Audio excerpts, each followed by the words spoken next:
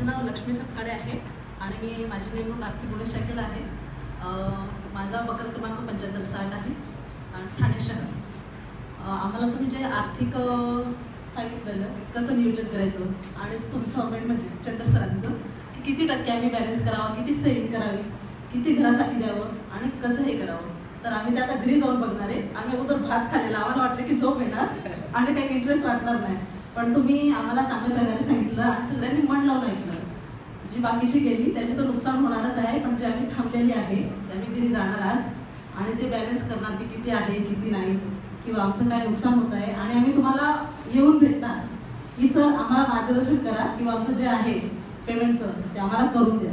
आणि थँक्यू तुम्ही आल्याबद्दल आणि सर्वांचं थँक्यू. चला.